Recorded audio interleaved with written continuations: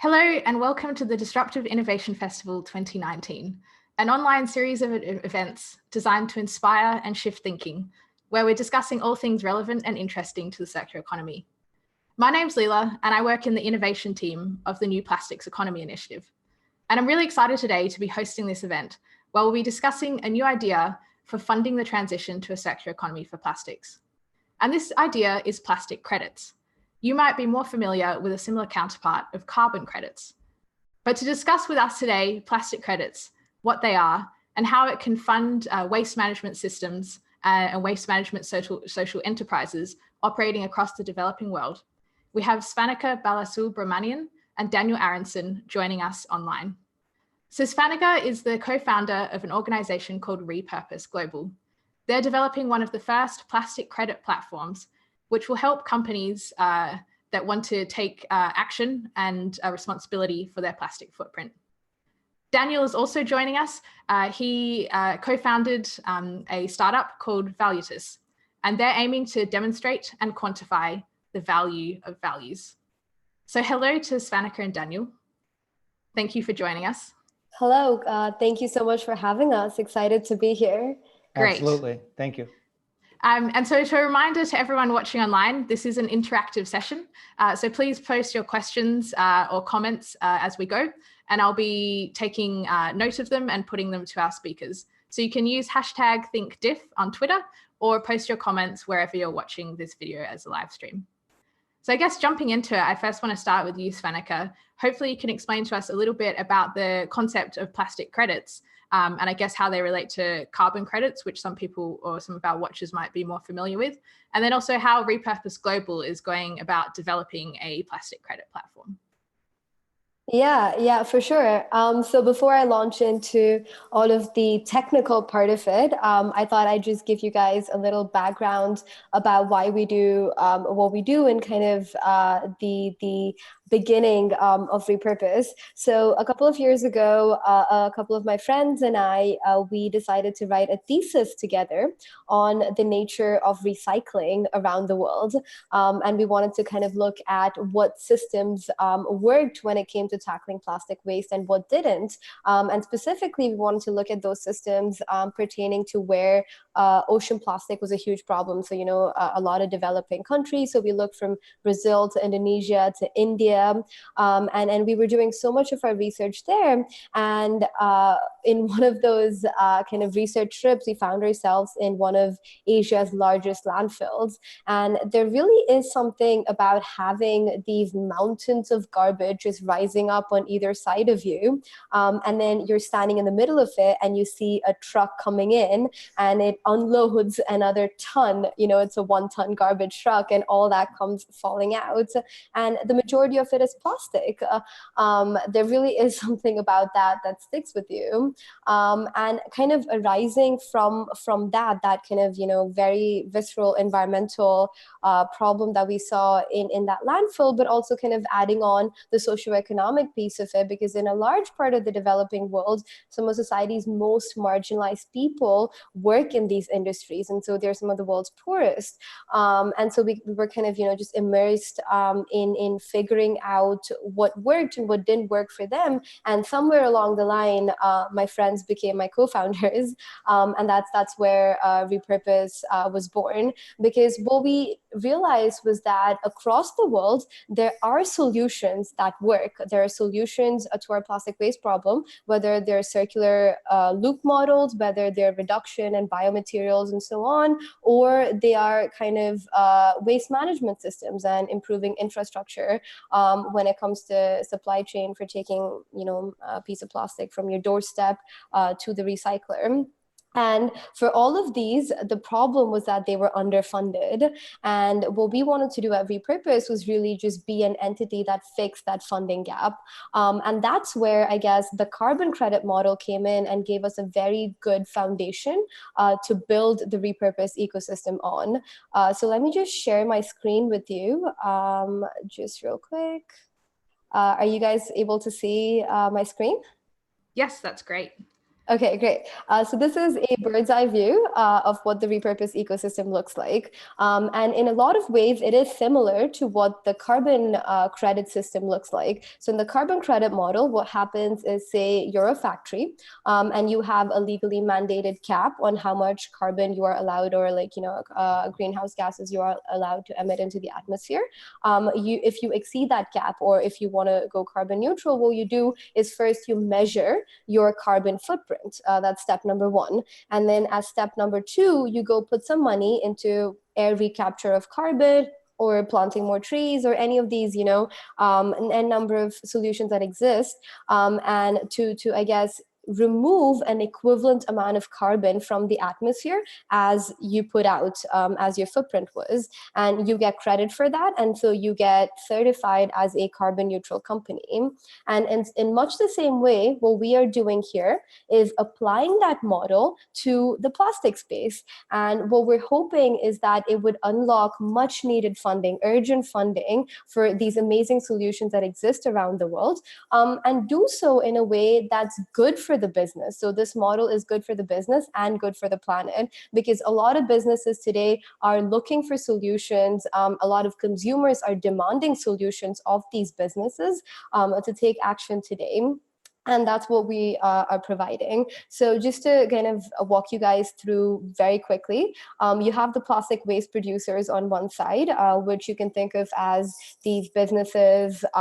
Maybe let's take an example of a cosmetics company that is putting out a face cream in plastic bottles. Now, the first thing we do is measure their plastic footprint, the footprint of these cosmetic bottles.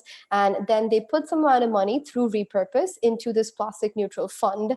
And this fund essentially makes sure that we remove as much plastic from our environment as they are putting out into it. And this is done through a combination of different solutions, whether it's recycling, whether it's ocean recovery, whether it's kind of designing a closed loop model for them. And all of these generate plastic credits, which are then given back to the business. And so now this business is a plastic neutral certified business. So that's really kind of how all these pieces fit together. And I guess this is where, things got a little bit complicated, because all plastic waste is not, all plastic waste removal and all these solutions are not made equal, in much the same way that all plastic waste is not made equal. But we really didn't have a way of properly measuring that additionality. So for us at Repurpose, we wanted to make sure that we were guaranteeing 100% additionality, that all of our funding was going into the most needed areas with the most efficient solutions. But we have, for example, different projects. I'll give you an example of two of them. One is where we remove low value plastic from the environment, and low value is plastic that no one wants to, touch, because it intrinsically has no value.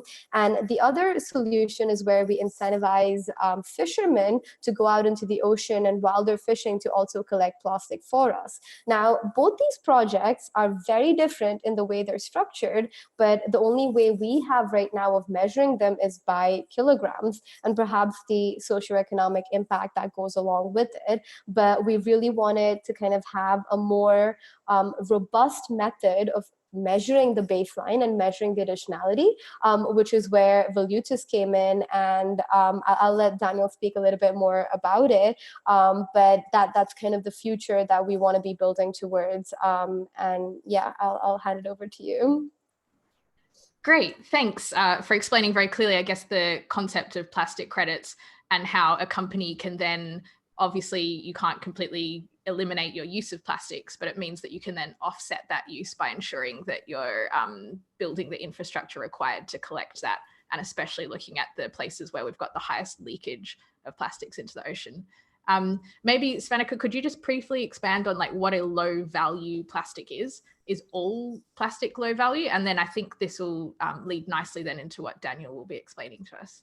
Yeah, for sure. So, I mean, we all know that plastic comes with, the material itself. There are so many different types of plastic when you're thinking about the technical side of things. But when you want to think about it from the economic sense of things, most plastic can be divided into high value plastic and low value plastic. So high value plastic is things like PET or these hard plastics that you have that intrinsically can be recycled in an easier method. And so it's cheaper to kind of, that entire supply chain is fairly cheap. And once the end product is recycled, you can sell it, and there's that economic incentive that comes in, and that flows down the value chain. So if you think about how the informal sector works, if you are a rag picker in a landfill in Vietnam, you would only pick up a piece of plastic if you're going to be paid by the scrap dealer a good amount for it. And that scrap dealer would only purchase it for a good amount if he's going to get paid a good amount. And so that's kind of how the chain builds. And so low value plastic is all kinds of plastic that no one wants to pick up, if you want to think about it like that, because it doesn't make economic sense right now. And so this is the plastic that actually ends up the most in the ocean. So think about your chips wrappers and your chocolate, your candy bar wrappers, all these like flexible packaging, the multi-layered packaging. These are the ones that are very, very hard to recycle. And sometimes they're not even possible to recycle. And so whether you're a formal supply chain or an informal supply chain, these kinds of plastic no one wants to deal with. And therefore, if we were to fund their recovery, the additionality is slightly higher because no one else would do it, as opposed to for high value, someone is willing to do it already. And so the baseline is higher, if that answers the question. Great, thanks. Yeah, I think that makes it really clear, and it's interesting to think about the fact that not all plastics are made equal, and then not all solutions for collecting plastics or dealing with the plastics issue are made equal.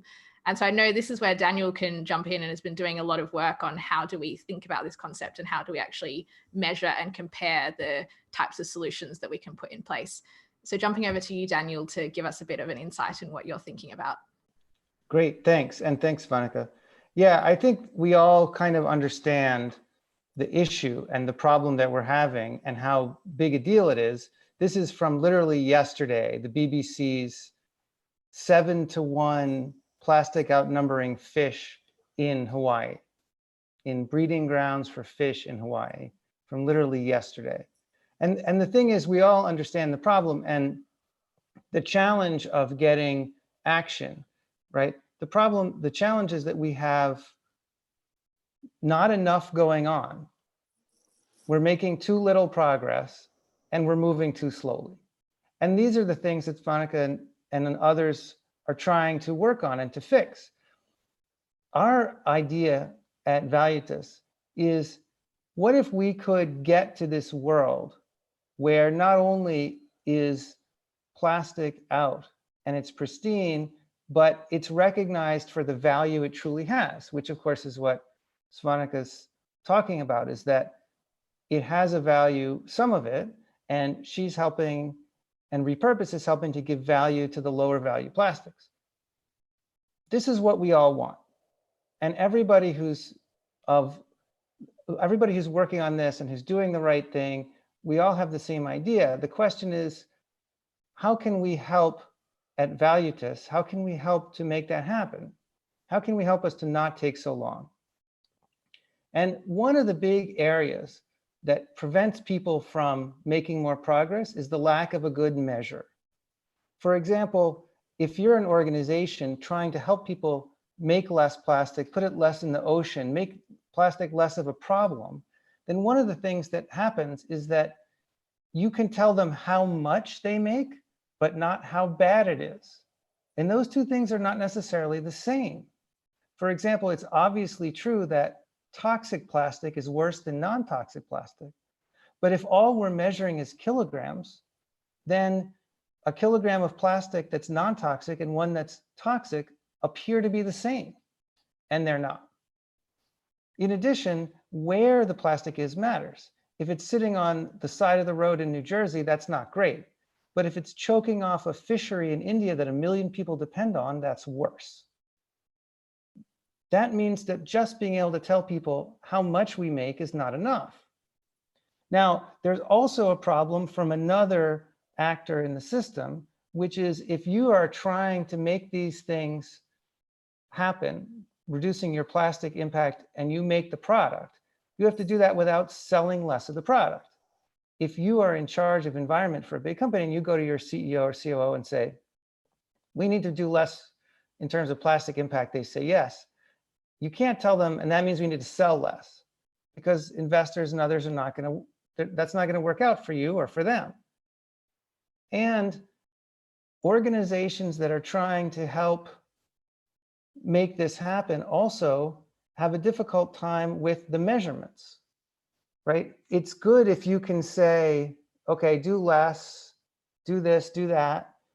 But without a good measure, not only are you not able to see where you should focus first, but you have a very difficult time figuring out how are you going to do this, because which data do you need? If all you need is weight, then the balance works fine. But if there's something more than weight, which people intuitively know there is, everybody intuitively knows toxic is worse, then you need something else. As a result, people basically focus only on how much plastic there is right now. And the problem is that leads to conflict. It leads to conflict because one person says yes, one person says no, one person says yes, we need to make plastic because it's better than others, and one person says no, we need to get rid of plastic. And that leaves a big hole in our ability to make progress. A huge hole in our ability to accelerate the progress that we need. But what if there were a way of measuring plastic impact? And what if it could tell us how bad plastic is? And what if there were a single model of the data that we need in order to make this happen, so that we know what's missing and what the gaps are and where to go find more data, and the researchers could focus more, and the companies and the organizations could focus more? What if we had these things and we could therefore move dramatically faster toward the progress that we need? Well, that's the idea behind total plastic impact. Now, the true impact of plastic, for the true plastic impact calculation, is instead of on the left, you see impact is how much. But on the right, what you see is that impact is how much and how bad. And that includes both the characteristics of the plastic and also where it is and other environmental, social, and economic factors. All these things matter because if you're destroying someone's livelihood, that's worse than if you're destroying the environment but not someone's livelihood. If it's both, it's worse, obviously. Now, in order for us to do this, we look at 12 different things. And the one that we've labeled amount is what people focus on now. People talk about how much. But what about the type of plastic? Some plastic is LDPE or HDPE or PET. What about its condition? Is it broken up into little pieces that are being swallowed by parts of the food chain and destroying it? What about its material value? This is what Monica was talking about before. You have to pay people more if the material has less intrinsic value. What about toxicity? What about the type of ecosystem? What if it's the quote unquote last straw for the ecosystem, taking it from productive to unproductive? That's the marginal effect. What if it's an ecosystem that matters tremendously to the local environment, to the local destination of that material? What if it matters a lot to the people, to their economy? All of these things matter. And the idea behind true plastic impact is, instead of saying, we know how much it is, but we don't know how to think about how bad it is, let's think about how bad it is so that we can make it better. The measurement so I've is actually not... got an interesting question that sort of links that, I guess, when we're talking about whether it's bad or not. And it's a question coming through asking around the language that we actually use to talk about this, whether we're talking about plastic waste versus plastic as a resource. And so I guess what you're trying to do with true plastic impact is also calculate how much a certain solution can be seen as a resource, or that type of plastic can be seen as a resource. Yeah, that's right. How much can it be seen as a resource? How much is it worth? And the idea is simple. The the idea is simple, which is that this measurement can help us to understand how much it's worth, how to make it worth more, and how to make it faster, how to make our progress faster. And I'm not sure if you have a comment on that as well, Svanika, in terms of that language we use. And I guess you're trying to demonstrate the value that there is in supporting some of these programs. And let's say you might be a company in the US, but that there's then value in buying into the plastic credit platform and supporting programs that might be operating on the other side of the world. And as I was saying, that sort of thing around saying plastic value versus just plastic waste. Yeah, I do think that's a completely valid point.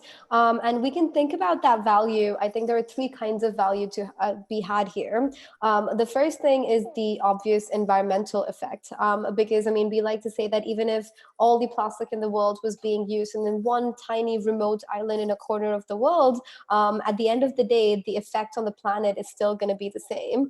And so the environmental effect of kind of removing plastic from anywhere in the world is still very significant. And so all of these solutions do that. Now, the second one is for the businesses, it gives them more incentive to kind of put resources into their impact commitment. Because a lot of times I feel like businesses today are paralyzed for the lack of a perfect solution, where they are at this point today and they want to get to point B later on, which is kind of they've redesigned away all the plastic in their supply chain, but that takes time and that takes resources, and it might take 1 year, it might take 2 years, it might take 10 years, but the problem is here and now, and every day there's plastic in our oceans. And so what I guess even jumping in on that, the fact that, you know, we talk a lot in that plastic is a useful material as well. So in some cases they might not want to completely design plastic out, but then they want to support programs that are helping eliminate disposal. Exactly, because sometimes the problem is not the plastic itself, but where the plastic ended up and where it, you know, the end destination of it. So that's a second, the second value add. And the third value, I guess that often gets overlooked in this discussion is the socioeconomic, that human capital, because almost 2% of the world's poorest actually depends on recycling and informal waste management to provide livelihoods for them. And these are entire families who do this for a living. And while they do it in conditions that are not optimal right now, what we should be doing is empowering them and formalizing that industry, because the more funding we invest in long-term solutions for better waste management, for better plastic management, we're also giving jobs to these people and bringing them into the formal sector and kind of breaking that cyclical poverty that they've been trapped in. So yeah, I do think this entire thing has immense value on multiple different fronts. Yeah, great. And that's the value of the kind of work that Repurpose is doing, others are doing on all three fronts. All we're saying is it needs to be reflected in the measurement, right? The purpose of having good measurement is it's more valuable if you're helping people economically and socially as well as environmentally. People should know that. They should get credit for doing that. So I actually have a really interesting question, which I was also thinking of coming in from the audience, I guess related to that. So if we can now put value on plastic and through this sort of plastic credit idea, and we can measure it, but how do we stop corporations from just advertising plastic neutral, advertising the fact that they're buying into this plastic credit system without then actually addressing their supply chain or thinking about the types of materials they're putting onto the market? And, you know, we see this sometimes with the carbon credit platform. So I guess, how do you build that into also the measurement of who you let buy plastic credits? Yeah, I think that's an excellent question, and it's one that ties in with the conversation we've been having about greenwashing of late. Because as more and more consumers want to vote with their dollars, as more consumers want to buy products that are exhibiting good qualities on their product packaging, on their advertisements, and so on, there's more incentive for businesses to say that without doing anything, because you know the profit line is there to give them that incentive. And so it is, I mean, as we build platforms like that, I think it is very important for us who are kind of architects of these platforms to be mindful of that issue as well. And so I think what we do at Repurpose, we have several checks and balances for that, even in kind of the clients we bring on board. But I think the biggest one is that it is ingrained into our 3-step process itself, where step number 1 is measure. Step number 1 is you fund the removal of an equivalent amount, but step number 3 is reduction.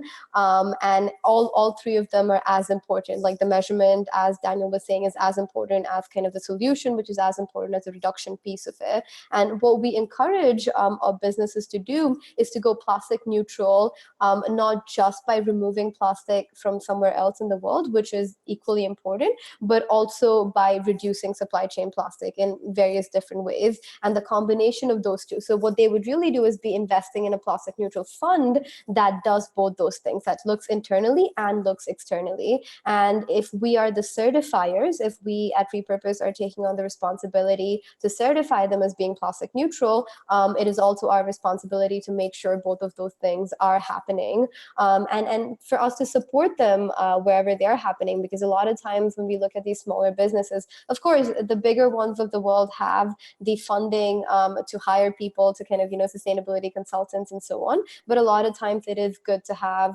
people like us support the smaller businesses in both these kinds of activities. Yeah. And Daniel, I guess, you come into the credibility there as well by actually being able to measure these things. You can then know that investment is going to the right places. So yeah, and if you want companies to have no negative plastic impact on the world, then we need to measure their true plastic impact and the true impact it has on the world. And just like with carbon, companies that really take this seriously, whether it's because of investor pressure or because of can then go to zero or even become a positive force. About a week ago, Interface Carpet announced that after 25 years in the business, every product actually removes more carbon than it produces when they make it. Now that means they're an actual positive force in the world for climate. That's amazing commitment, and because they know how to tell whether they're being positive, neutral, or negative. That's what we're doing, right? We're making the measurements. People like Repurpose and well are saying, let's take that action. Put those two things together, and that's powerful motion forward. Great. So we're actually reaching the end of the session now. It's been a really interesting discussion so far, and I actually have a lot more questions that I'd like to follow up with, but I might do those online. But I just wanted to give you both a chance to maybe what's the key takeaway you'd like the audience to take from the session today, or something interesting that they should go look up after this to get a little bit more information about it. So maybe starting with you, Svanika, if you want to lead off. Yeah, for sure. So thank you, everyone. I can't see you, but thank you so much for tuning in. It was a pleasure being able to share these thoughts with you. Anytime you can reach out to us at hello@repurpose.global, and please check out our website, www.repurpose.global. And for the individuals out there who want to take action, you can go plastic neutral as a person, where you can measure your own unique footprint, and as well as kind of get customized tips to reduce it. And for all the businesses out there, we just want to say that the solutions exist. We just need people kind of coming together to fund them in the right ways. And so, yeah, please reach out to us, and happy to collaborate with any and everyone over there. If you have new ideas, if you're innovators, what we're building is truly something for the future, and it doesn't happen in a silo. The worst thing would be for it to happen in a silo. So please, we're always looking to collaborate and to innovate. Yeah, and let me just say thanks to everyone at the Arthur Foundation for making this happen, for everyone who was involved in this. I think we're all here for one simple reason. We want to improve the way the world deals with. There are lots of great ways to do that, starting with knowing how bad it is and where it is. What we like to say is that measurement helps you prove how bad it is so you can improve it. And the people here on this call, the people watching this, the people at Ellen MacArthur Foundation, the well-intentioned companies, they're all behind improving it. And that's what we need as a world. And I'm very happy to have been part of it and to talk to anyone or help others if we can help be a catalyst or help you be a catalyst for doing more. Great. So thanks, Fanika and Daniel, and also thank you to everyone for watching today and for submitting some of those questions. As I was saying, I think we all have a lot more that we could put through, and please continue the conversation online. I guess I found it really interesting today learning about the plastic credit platform, but also it's starting to push our thinking around how do we fund some of the solutions that we want to see as we're all moving forward in this journey towards the circular economy. And also the importance of measurement, which is a growing topic, again, in this journey towards a circular economy, because we need to be able to measure and understand the progress we're making, and then also be able to understand what the greatest areas of impact that we can have. So there's plenty more DIF sessions coming up for the rest of the week. So I encourage you to have a look at what else is going, a few more on plastics, but also broaden your mind on a whole range of other topics. Otherwise, that's the end of the session today, and thank you for joining us. Thank you.